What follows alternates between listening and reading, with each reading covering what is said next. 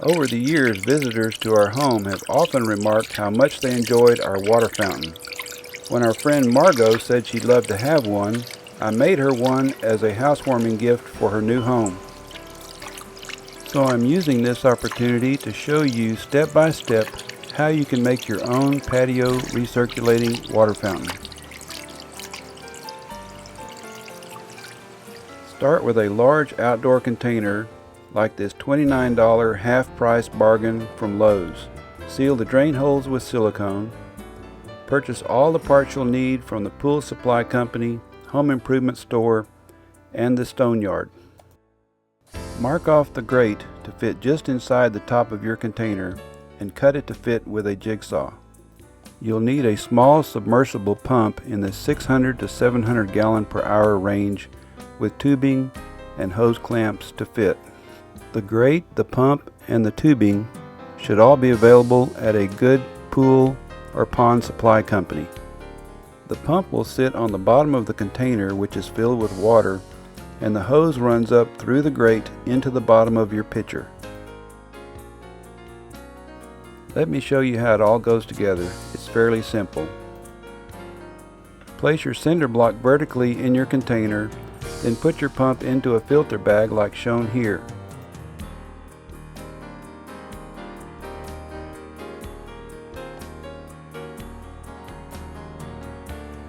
Set the pump upright in the bottom of your container with the electric wire and the hose coming out the top.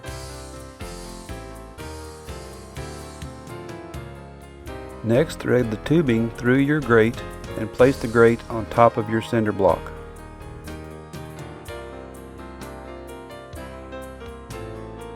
Next, begin placing your stones with the largest at the bottom, arranging them around the grate to cover the grate and to be as close to the sides of the container as possible.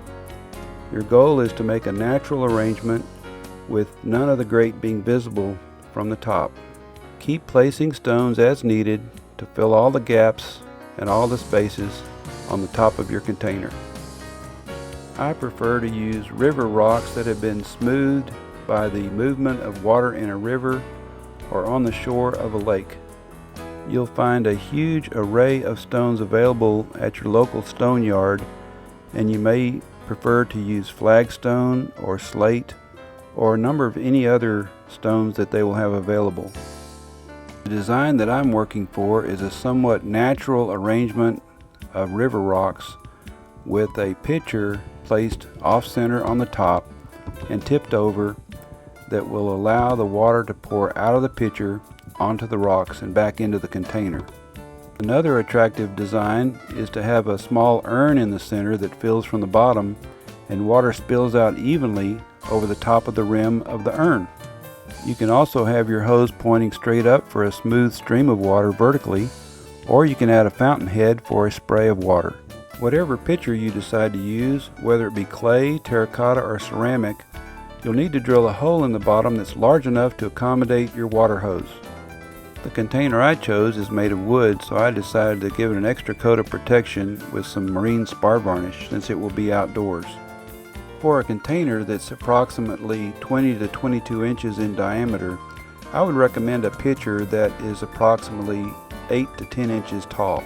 When I was shopping for pitchers, I shopped at Garden Ridge, resale shops, dollar stores, and thrift stores, and I found suitable containers in all of those places. None of these containers that I'm showing you here cost more than $10, and the one that I chose was $8, half price at Garden Ridge.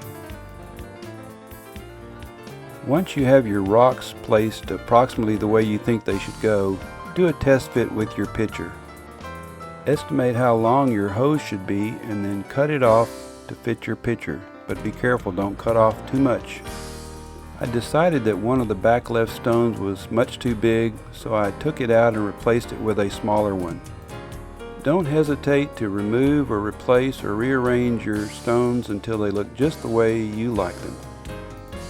Altogether, I bought about 150 pounds of stone for this project, which cost $30, but I could have gotten by with maybe half that amount. But at least I have plenty of rocks to play with to get it looking the way I want it to look. In fact, I've decided that the biggest stones on this container are too large, so I'm going to replace all of them and go with overall smaller stones. Here is how the container looks after my initial test fitting of all the pieces. A quick word about maintenance. If algae shows up on your rocks, just add a quart of chlorine bleach. Don't worry about winter freezes, as moving water will not freeze. Just let your pump run 24/7 through the winter. And don't worry about mosquitoes, as they will not land or deposit larvae on moving water. You'll probably need to take your fountain apart about once a year for cleaning. Lastly, be careful that water does not splash off the rocks and out of your fountain. Otherwise, it will run dry in a day. Just add a little water whenever you water your patio plants.